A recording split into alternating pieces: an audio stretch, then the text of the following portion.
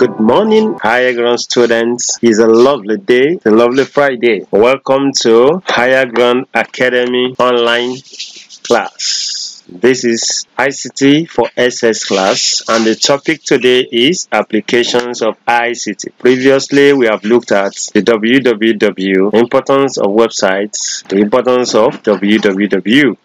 So today we are moving to yet another topic. And today's topic will be exposing us to a lot of things. We shall be first looking at the objectives of today's lesson. By the end of this lesson, you should be able to define computer program, state the characteristics of a good program, list the steps involved in program development. That means today we shall be looking at computer program. So let's go. Now, the first thing we want to look at is what computer development is. What is program development? What is program development? Let's know what a computer is. A computer is nothing but a very dumb machine. The computer is useless without human input. It has the ability to perform mathematical operations very rapidly and accurately, but can do nothing without the aid of a program. And such programs are written by humans. Let's look at what a program is. A program is a set of instructions which is given to the computer to perform certain functions. For this particular display and for this particular lesson, to reach you, I need to program whatever I'm passing across to you. Everything was programmed for you to be able to have access to it. And for a computer to perform its functions, then it has to go through certain instructions. And those instructions are actually coded in the computer. So a program is a set of instructions. You tell the computer what to do, and the computer executes the action. As the computer executes the action, then you get your aim achieved. These programs are written in languages different from human languages.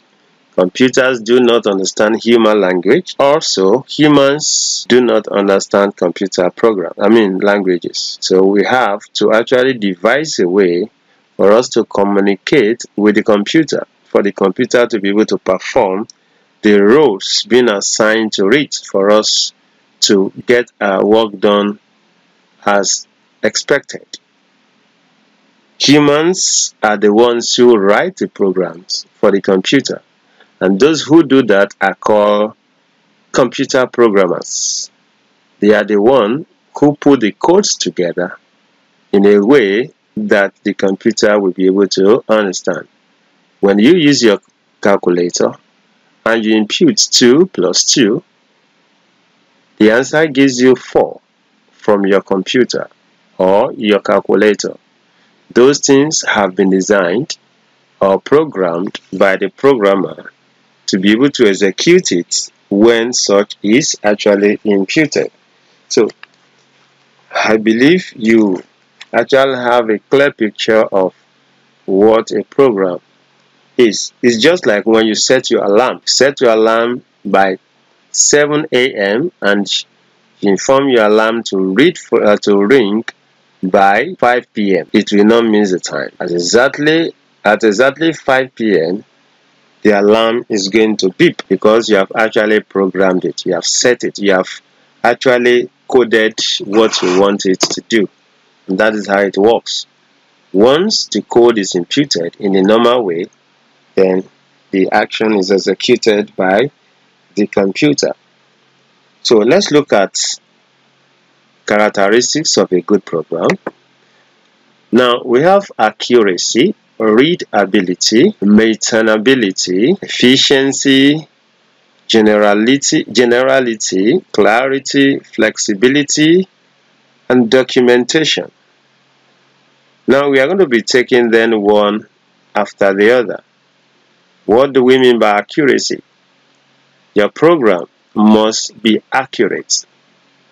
Whatever you are writing, you must make sure that it is correct. Accuracy is very important. And during quality control, a program must be tested for its accuracy and efficiency. All programs are not created equal. Some are not as sophisticated as some, and they may not be sophisticated enough to successfully complete multiple tasks. So they are actually designed, programmed for certain functions that they actually perform.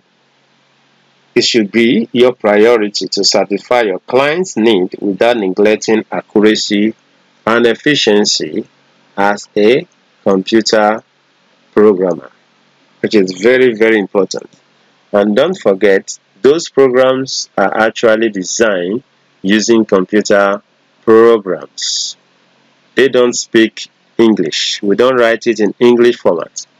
So, in fact, the programs are written in more or less what look like jargons, but that's the way the computer can actually understand it. Now, the next one is readability. The program should be written in such a way that it makes other programmers or users to follow the logic of the program without much effort. That means there must be certain protocols to writing these programs. And let me tell you, there are a lot of computer programming languages. We have basic computer programming languages. We have high-level computer programming languages. We have machine languages. And don't forget, we have Java, we have COBOL, we have Fortran, we have Python, PHP, C++, C++, and so on. These are some of the programs or the programming languages that can be used in designing most of the applications we use today, our computer games, our application softwares, a lot of things that we actually make use of in our computers, our smartphones, and other like. So we move to maintainability.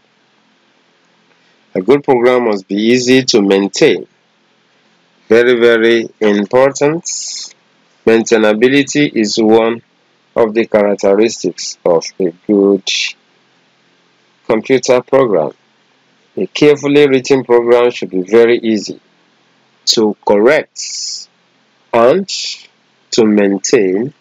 In case there is need, you can readjust. You can actually make correction.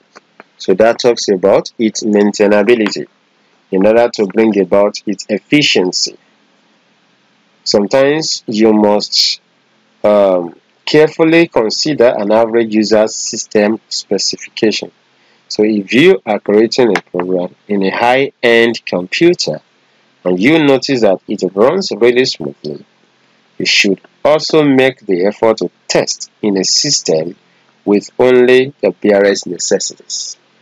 Most of the softwares we use have gone through series of testing. They have tested them in so many computers.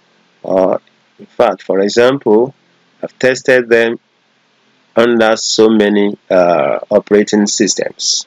That's why they will tell you that this does not run on this particular system, but it can efficiently be run on this particular OS. For example, your Android, your smartphones, you have Android versions. There are version 2, okay, even from version 1, 2, 3, now to version 10, and 9 or 10, thereabout. So you will see that there are some applications that will smoothly run on some of these higher or latest Android versions, but may not actually run or may not run effectively on lower Android versions. Now, as a result of the way the programs for those particular softwares or applications were actually designed by the programmers, we discover that there are some softwares, or let me say applications, that may not be able to run well on phones with 1 gig of 512 megabyte RAM, or those ones are low grade kind of phones, and you discover that they may not be able to handle applications with higher demands. So as a programmer, you need to consider all these factors when designing a program. And the next one is efficiency. What is efficiency? Now, it's very, very important. Every program requires certain processing time and memory to process the instructions and data. And so, as the processing power and memory are the most precious resources of a computer, the program should be laid out in such a manner that it utilizes the least amount of memory and processing time. This is key, because if you are running a software or you are running an app and it's taking a whole lot of time, definitely the efficiency is questionable. It must be able to run within a short period of time, and it should also be able to take just a little memory. An application taking a whole lot of memory may actually not run smoothly on certain or on most computers or on most phones. So it should be designed having this in mind, that it must be able to run fast and must also be able to take up just little space. So efficiency is very important. And the next one we shall be talking about is generality. Apart from the flexibility, the program should also be general. By this we mean that if a program is developed for a particular task, then it should also be used for all similar tasks of the same domain. For example, I want to tell you about a software. Adobe Photoshop can be used for designing, for graphic design, for photo editing. I can also handle a whole lot of things. So you can see it performs a whole lot of functions. That talks about generality. So it performs more than what actually it was originally even thought of, what it was actually designed for. Most of this, the softwares we use are actually as a result of programs. They were all programmed by programmers, and now we can effectively use them.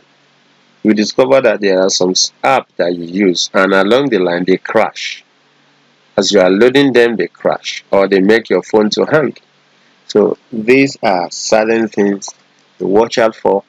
Such program or app may not be compatible with your Android version of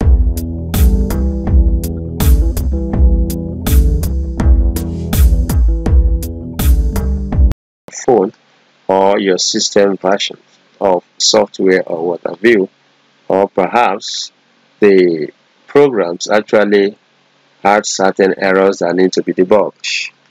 Then we go to clarity. What do we call clarity? For clarity, we mean that the programs must be clear enough. It must be clear for understanding. Every good and tested program must be clear, straightforward, and must also be easily understood. An ambiguous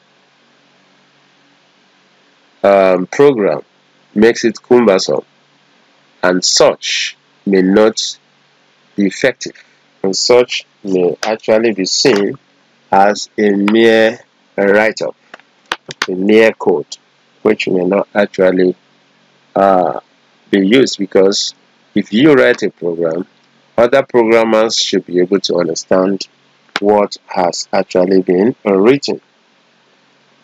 Flexibility. By flexibility, what do we mean? A program should be flexible enough to handle most of the changes without having to rewrite the entire program. So when you look at a program, or when you look at a software, there are a whole lot of files. So for such a program to be flexible, it must contain certain files that when anything is faulty or the program there is an error, they can easily trace out where the error is coming from and go to that particular file and change such a file and make such a program to be efficient and effective, rather than having to start all over again in order to correct just a minor error. So that talks about the flexibility of such a a program. Now we go to documentation, and this is one of the most important components of an application development. When if a program is developed following the best programming practices, it will be rendered useless and void if the end user is not able to fully utilize or make use of the functionality of the application. What's the need of a program or a software that at the end of the day the end users are not able to make use of them? So it is just a waste of strength, energy, and a waste of how will I call it, time. So a well-documented application is also useful for other programmers in such a way that even in the absence of the author, they can understand it and can actually make use of it. So that can talk about universality. So it's very important that such steps are taken into consideration. So we move on. Let's look then at the precautions taken when writing a good program. Now, the first thing we need to note when writing a good program is you don't rush. Programmers are calm people, focused, because what they are doing is something that whenever a step is skipped or is missed, or a code is missed, it can cause a whole lot of problem for the whole program. So you do not rush while writing a program. 2. No step should be skipped. This is not mathematics that you jump maybe one step or the other after writing formula. You do that and you skip, divide both sides by. You may not need to write that. You just go ahead and do your division, or you can just skip that step and write x is equal to 5. It is not so in programming. You have to go through all the processes and all the steps.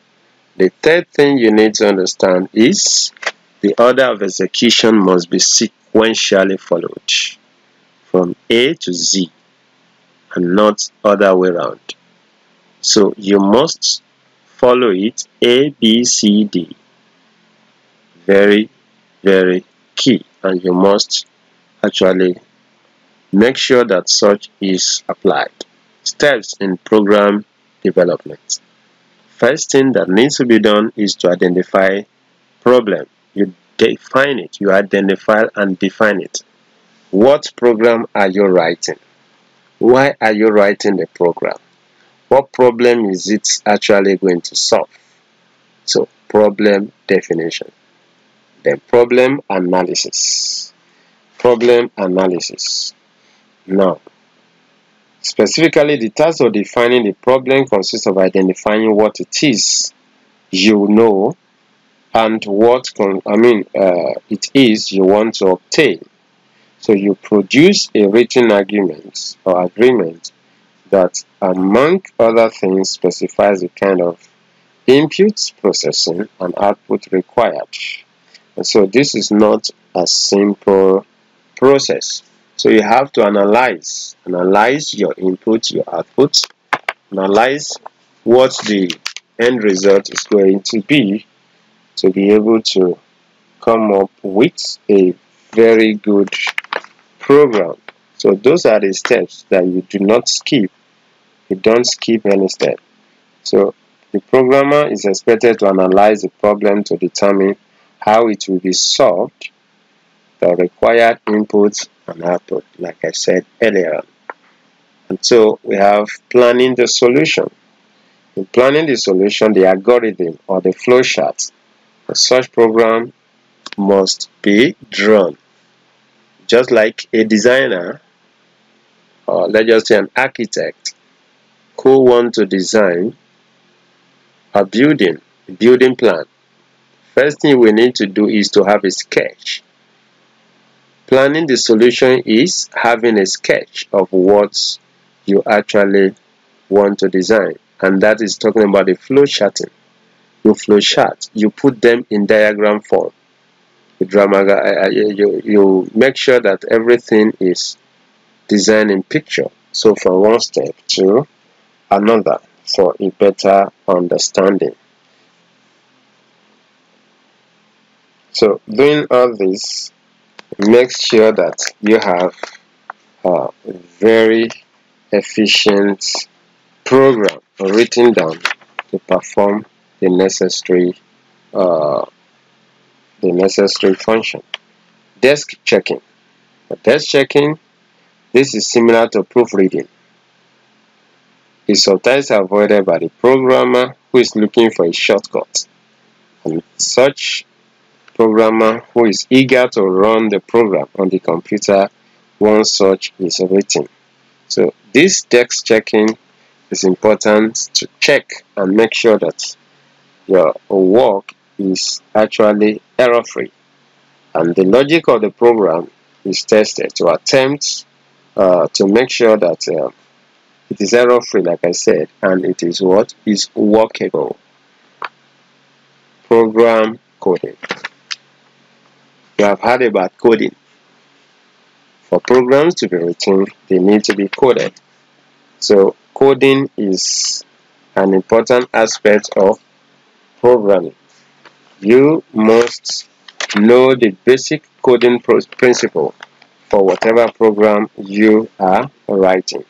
As a programmer, your next step is to code a program. That is, to express your solution in a programming language. Like we said, that computers do not understand human languages, and humans don't understand computer language as well. So there should be an intermediate language, which we call the programming language, for humans to communicate with the computer. And now, like I mentioned earlier on, we have programming languages: Basic, COBOL, Pascal, Fortran, Java, PHP, C++, C++, and so on and so forth. These are some of the languages that are used in designing these programs. And without this, we discover that the computer will not be able to understand. Program compilation. This is simple to compile your programs. One of the most important steps of program development is compilation process. And for compilation process, source code files are converted into executable code. Just like in softwares you buy, you will see a lot of files when you open it, and you will see exe at the end, .exe. Those are executable files. That's what you run on your system. And as you run it, it's compile all the files together and give you a particular application or app you have on your phones. That is why when you download an app, what do? That app will not work until you install it. So the installation process gather all the files together and give you the final result as you have it at the end. Then program testing. every programmer must be able to test the program he or she has written to make sure that it will run smoothly. And this requires him running it on different platforms or on different systems or on different phones. And so for people to actually also give their own recommendation or what have you concerning the program. So he has to test and make sure that yes, this is exactly what the program is actually designed for. And finally, on the steps, we have program documentation.